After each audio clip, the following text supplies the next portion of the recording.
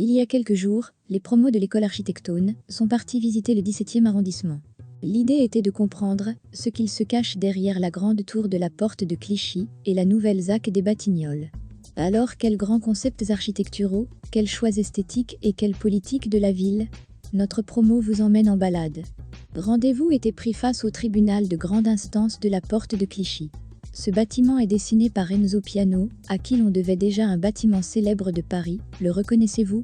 Il gagne en 2010 le concours pour le nouveau palais de justice de Paris, qui lui permettra de livrer ce monument en 2017. Il reçoit l'équerre d'argent pour cette réalisation. On constate que le palais de justice, par son absence de courbe et l'ajustement en pyramide de l'immeuble, donne une sensation magistrale et imposante qui renvoie immédiatement à l'idée d'une justice forte et indépendante. Cependant, l'esthétique du bâtiment ne répond pas à cette prérogative. L'édifice ne devait pas apparaître comme obscur ou hermétique, explique l'architecte dans une interview accordée au Moniteur. Il devait exprimer son rôle, pas sa force. C'est un bâtiment photosensible, le vert de ses façades reflète le ciel et la ville.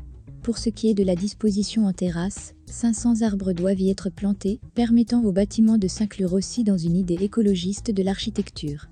Le symbolisme de ce bâtiment est très fort, et en son sein tout a été pensé en direction du travail de la loi. De grandes salles de conférence, pour accueillir les journalistes, ainsi qu'une foule de bureaux, pour permettre à chacun de travailler en fonction de ses besoins. La suite de la visite s'est orientée vers la ZAC Batignolles, un écoquartier ambitieux de plus de 42 hectares pour lequel se sont succédés 11 architectes. Sous la houlette de François Grété, architecte coordonnateur de la ZAC, Grand Prix d'urbanisme 2012, pour coproduire ce morceau de ville mêlant plus de 58 000 m² de logements, 26 600 m² de bureaux et 11 500 m² de commerce et équipements publics. Ce projet se caractérise par l'étonnante skyline, que l'on peut voir depuis les esplanades de son parc aux ambiances variées et aux utilisations nombreuses. Ce vaste projet est aussi un ambitieux programme social, puisque le lot O3 accueille 2 grandes surfaces commerciales en continuité de la galerie du lot O1, une résidence étudiante, un foyer de jeunes travailleurs, des logements familiaux sociaux et un immeuble de bureaux. Situé au cœur du nouveau quartier, il est sculpté d'une écriture plus contemporaine. Cette mixité sociale aux abords de la toute nouvelle ligne 14 du métro, au cœur d'un quartier haussmannien, permet de valider un point essentiel des 3 grands objectifs du développement durable. Les objectifs suivants, à savoir le développement économique et écologique, ne sont pas en reste. Le grand parc de la ZAC permet de faire revenir dans Paris des essences d'arbres qui y avaient disparu, ainsi qu'une vie animale, via la disposition de mares, où nagent canards et hérons.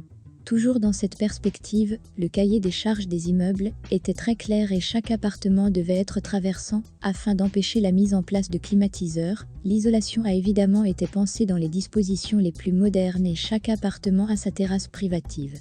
Enfin, en ce qui concerne le développement économique, l'écoquartier propose plus de 26 000 m² de bureaux et 11 000 de commerces. La ZAC Paris-Batignolles est un événement architectural très intéressant dans la mesure où il répond aux exigences de notre temps en termes écologiques et économiques, mais n'oublie pas la principale fonction de l'architecte, donner à vivre. Pour plus de vidéos sur l'architecture, abonnez-vous. Et pour vous préparer aux entrées en ANSA, vous pouvez regarder notre suite de vidéos qui y sont consacrées. À bientôt avec Architectone.